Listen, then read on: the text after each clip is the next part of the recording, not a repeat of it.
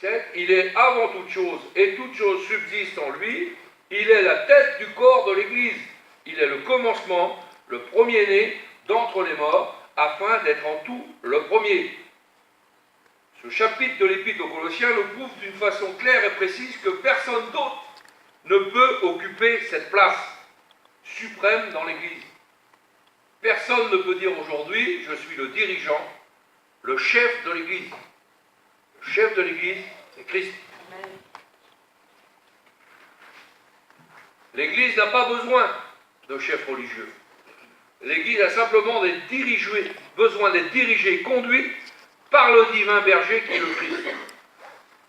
On a eu l'occasion, je vous avais apporté ce message sur le divin berger, sur les brebis, sur les troupeaux. On avait eu un message là-dessus. Et puis on a compris que le divin berger, c'est le Christ. Il n'y en a pas d'autre. Il y a les bergers du petit troupeau, un pasteur qui est responsable d'une salle. Eh bien, il est berger sur son troupeau, c'est une parabole, il prend soin de ses brebis, il est capable d'en laisser 99 pour aller chercher celle qui est blessée, mais le divin berger, c'est Christ, celui qui prend soin de ses brebis. Rappelons ici une grande vérité biblique, que les chefs religieux du temps de Jésus n'ont pas voulu qu'il règne sur eux. Luc 19, verset 14.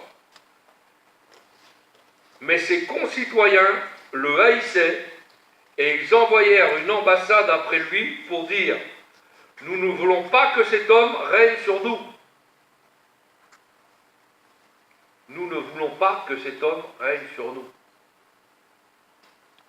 La raison est que les scribes et les pharisiens voulaient à tout prix régner sur Jérusalem et sur tout le peuple.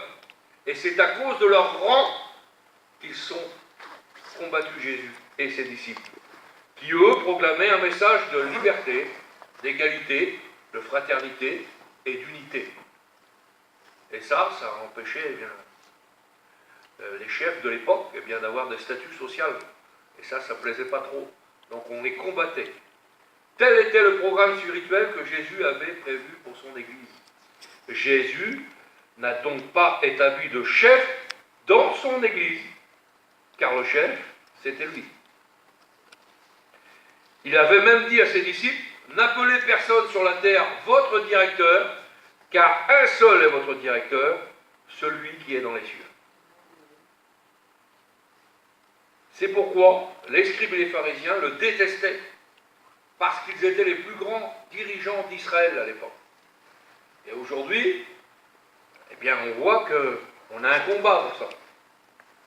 Aujourd'hui, il y a des dirigeants qui sont dans le monde, des dirigeants de soi-disant associations, soi-disant d'églises, soi-disant mouvements, et puis qu'aujourd'hui, on est obligé de passer par eux. Et si on ne passe pas par eux, c'est compliqué. Mais si on passe par Christ, là on est dans la vérité. Frères et sœurs, il faut se méfier des chefs religieux. C'est à cause de cette position